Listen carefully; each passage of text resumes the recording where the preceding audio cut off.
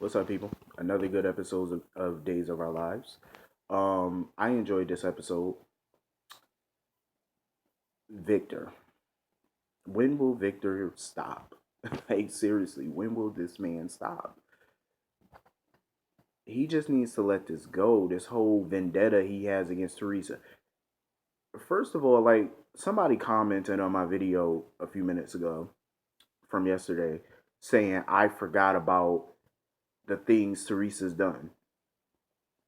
I clearly said in yesterday's video that she plotted, she schemed, she did a lot of horrible things in the short time that she's been on this show.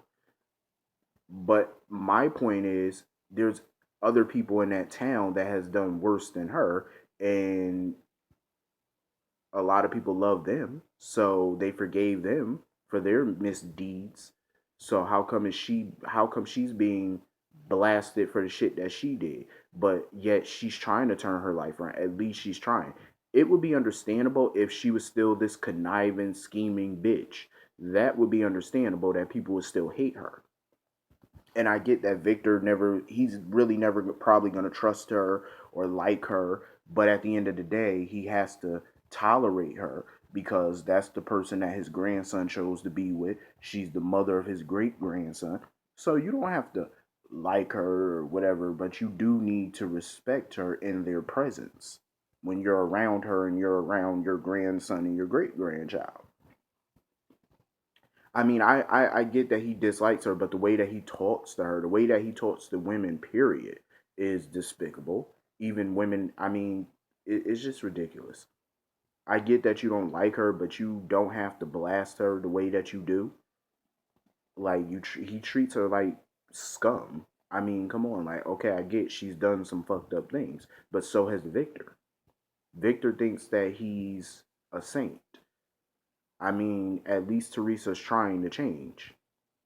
I do give her credit for that because not a lot of people who do horrible things try to correct their wrongs. They just own it and move on to the next disaster that they're trying to cause.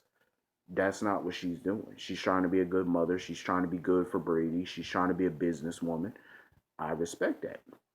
So until I see different, I'm Team Teresa right now, or at least, I believe in her change. And, Victor has no right to try to force Brady to move back into the mansion if that's not what Brady wants. I feel like Brady needs to stick up for himself. Number one, you're a grown ass man. You need to stick up for yourself. If you feel more comfortable recuperating in your house with Teresa and the baby, tell Victor that. Stand up for yourself. Stop, stand your ground. Stop letting him try to control you in your life with his pocketbook. Stop doing that. Because you just looking like a little punk ass boy instead of a grown ass man. Like stand on your own too and stand up to him. That's the only way he's really gonna fully respect you. He's not gonna like your decision, of course not, but at least he'll respect it. He ain't got no choice. Um, but I hate how they're blaming Teresa for this, and Teresa has it edged in her mind ever since her conversation with Victor that she's at fault for the accident, which I think is bogus. She's not at fault for that accident, and I wish that she would stop thinking she is.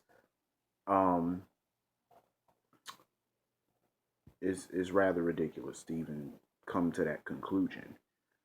I did enjoy the conversation Brady had with Eric. I do feel Eric needs to stop um, the self pity.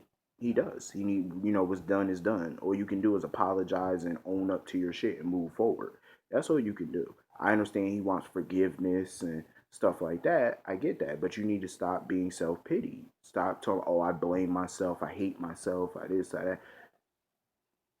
We get it. Okay, it's time to move on now. You have to move on, pick up the pieces. That's what you have to do. So, he called the priest. Um, and it's good that he's getting his faith back, getting his prayer, his faith back in God. I think this is going to be a rough road for him because I know that the actor is leaving. I don't think that they're recasting the role, so he may end up going to prison, or if they give him a slap on the wrist, he may end up leaving town to go find himself, which I think he should. Get back into the faith Should he become a priest again? Maybe. Um, I felt so bad for Parker today because that kid is going through a lot. I mean, to lose your father at such a young age, that's insane. And he was very close with Daniel, and he's not okay. At first he wasn't okay with going back to Chicago until he talked to Nicole. And Nicole told him, even though your father's gone, he's always technically going to be here in your heart. And I think that was a good conversation that she had with him because she needed to make him understand life, and how it works, and kind of understand life and death. You know what I mean? It's hard to explain it to a kid. It really is because he's not old enough. If he was a teenager, 20, he would kind of get it. But as a little boy, he doesn't quite understand. It's hard to tell a little kid, your parent died and stuff. Even if you ease into it, it's still difficult. But I feel really bad for him. But he did ultimately agree to go back to Chicago with Chloe. Um, Nicole looks like hell. She looked like she ain't take a shower in 2 weeks. Like, I feel bad for her. Like, she really needs to start taking care of herself because she looking homeless. But I get it, when a loved one dies, somebody that you're close with, it's hard to like move on. You know what I mean? It's hard to even wake up in the morning. You do, like Nicole said, you want to crawl up and just jump into a black hole. You know what I mean? It's hard, but you got to take it one day at a time. I think eventually she'll get back to herself and snap out of it. Um, it's just a tough situation. Rafe, Brady, that dream that he had about Nicole. I found that dream funny because Brady clearly didn't know what to make of that dream. I think since he has Daniel's heart, he kind of also inherited Daniel's infection for Nicole. He also, inherited that affection that Daniel had for Nicole because of his heart. And Daniel was in love with Nicole, so it's kind of a funny situation. I can't wait to see how that plays out when he tells Nicole about his dream, and to get more insight into it. Rafe is a fucking idiot. I hope Lonnie is the detective that brings him and Hope down. Well, brings him down. Um, I never did. I swear I never liked the character of Rafe. I always hated that character. He just annoys me. Like, he's so arrogant, cocky, thinks he knows everything, thinks he knows how people think, especially the Demiras, but you don't. Um, he's just an idiot. So he sent a text message from Stefano's phone to Andre's, telling Andre, "Oh, I hate Salem. Hope found out something, and I'm leaving town. Don't follow me." That whole text was suspicious as hell. Because even if I read that text, my first thought would be suspicion. That would be my first thought. Something ain't right. So he was just an idiot for even texting something like that, dumbass. That goes to show he really don't know Stefano, because Stefano would have never wrote no stupid shit like that. Um, I love the scene between Andre and Hope. Andre came in, pissed the fuck off, and immediately started attacking Hope because he knew something wasn't right. He knew it because he came home. Hope was gone. Stefano was gone. He knew something wasn't right. And Hope tried to come up with so many excuses about, his whereabouts. Maybe he left, da da da da. She left him by himself. He was alive. He was well. She just so dumb. And then she was talking about how smug Stefano was all the way up until the end. As soon as she said that, something in Andre's mind clicked. He knew something wasn't right. Andre knew something was not right when she said that up until the end.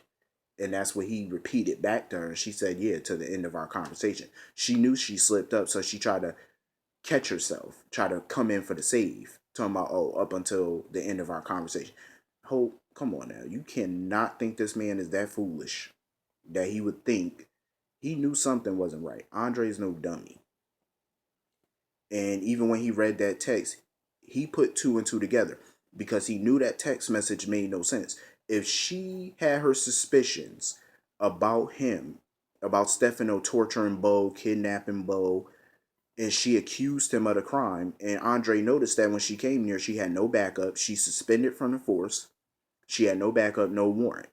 She's talking about, oh, well, having your suspicions and proving it are two different things. Okay, but that doesn't sound like Stefano. So you mean to tell me, Stefano, you came near, accused Stefano of kidnapping your husband, torturing your husband. He got so shooken up, he hopped on a jet and fled the country? Doesn't sound like Stefano Demira to me. And it damn sure didn't sound like Stefano Demira to Andre, because he knows his father. And I think we, the viewers, know how Stefano is. You know how many people and how many times somebody has come into that town and accused Stefano of something? You know how many times they have accused Hope, Bo? They all accused Stefano for years of this crime, that crime, this crime, that crime. And the funny thing is, he never was afraid when they accused him because they never had evidence. They accused him of every crime under the sun. Some of it, most of it, he did commit, but he still kept his cool, even for the crimes that he know he committed. And they even accused him of crimes, some of which he didn't commit. But he never was shook up when they accused him. He just laughed them off and told them to get the hell out. So now you mean to tell me after all this time he got shook up over your accusations? Mind you, you have no proof. He got shook up and fled the country. That whole thing didn't make no sense. Even to Andre. So now Rafe comes over, shrugging it, telling Hope to shrug it off. Andre got nothing. He thinks that he's a clone of Stefano. First of all, Andre is not trying to be like Stefano. That's what's good about Andre. He's separate from his father. They're two different people. But he knows he smells bullshit. So now that she killed Dr. Malcolm, that's the crime that they think Stefano also set her up for. But of course, they have no proof of that. They have no proof that Stefano set her up for that. But now she has to deal with that. So Andre went home. He called the pilot or whatever, the jet company that Stefano allegedly called or booked.